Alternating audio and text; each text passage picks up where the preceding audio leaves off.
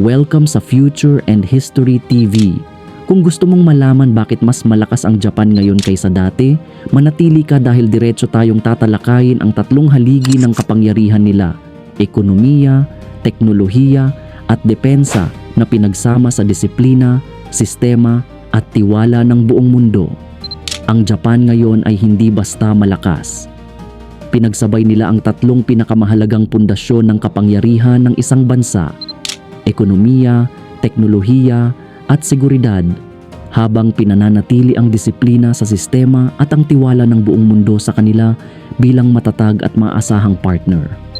Sa ekonomiya, malinaw na hindi ordinaryong bansa ang Japan dahil isa pa rin sila sa iilang bansa na kayang gumawa ng mga produktong sobrang mataas ang kalidad at sobrang komplikado na hindi madaling gayahin ng ibang bansa, lalo na sa larangan ng makinarya, industrial robots, sasakyan, electronics, medical equipment, at mga espesyal na piyesa at materyales na ginagamit sa mga pabrika sa iba't ibang panig ng mundo. Kahit maraming bansa ang kayang mag-assemble ng produkto, ang mismong teknolohiya at critical components ay madalas galing pa rin sa Japan, kaya nakabaon ang Japan sa pinakaugat ng modernong industriya ng mundo. Mas lalong lumalakas ang Japan dahil hindi sila umasa lang sa murang paggawa o dami ng tao, kundi sa kaalaman, precision at engineering. At sa panahon ngayon na nagiging mas mahalaga ang automation at high-tech manufacturing, natural na lumalamang ang mga bansang may malalim na karanasan sa robotics, sensors, advanced machines at production systems. At dito matagal ng eksperto ang Japan. Kaya kahit mabilis umunlad ang ibang bansa sa software at digital services, ang Japan ay nananatiling napakahalaga sa mismong paggawa ng mga pisikal na produkto na bumubuhay sa buong global economy. Kasabay nito, malaki ang papel ng kanilang kultura ng trabaho at sistema ng industriya. Sa Japan, nakaugat ang disiplina, standardization at tuloy-tuloy na pagpapabuti ng proseso. Kaya kahit tumatanda na ang populasyon at nababawasan ang bilang ng manggagawa, hindi agad humihina ang kanilang kakayahang mag-produce dahil sinasalo ito ng automation at matataas na antas ng efficiency sa mga pabrika at kumpanya. Ngunit ang isa sa pinakamalaking pagbabago kung bakit masasabing mas malakas ang Japan ngayon ay ang malinaw na pag-shift nila sa usapin ng seguridad at depensa.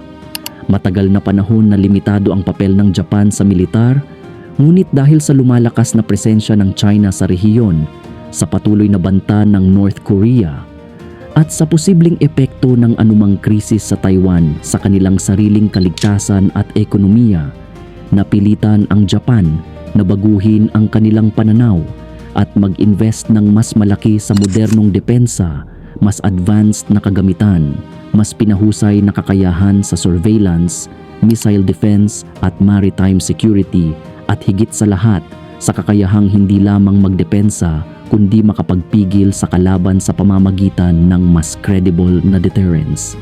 Hindi rin hiwalay dito ang mas pinatibay na alyansa ng Japan sa Estados Unidos at sa iba pang mga bansa sa Indo-Pacific. Dahil sa halip na umasa lang sa sarili, malinaw na pinipili ng Japan na maging aktibong bahagi ng mas malawak na network ng seguridad sa rehiyon, at sa ganitong paraan, mas lumalakas ang kanilang strategic position dahil hindi lang ito lakas ng isang bansa kundi lakas ng mga kaalyado na may iisang interes sa katatagan ng rehiyon. Dagdag pa rito, napakalakas ng reputational at diplomatic power ng Japan. Sa mata ng maraming bansa at kumpanya sa buong mundo, ang Japan ay simbolo ng stability, predictable na pamahalaan at maaasahang sistema ng negosyo. Sa panahon ngayon na maraming bansa ang dumadaan sa political instability, trade conflicts at biglaang pagbabago ng pulisiya, ang pagiging consistent ng Japan ay nagiging malaking kalamangan dahil mas handa ang mga investor, kumpanya at gobyerno na makipag-partner sa bansang alam nilang hindi pa bago-bago ang direksyon. Isa pang mahalagang dahilan kung bakit mas malakas ang Japan ngayon ay ang kanilang posisyon sa pagbabago ng global supply chain.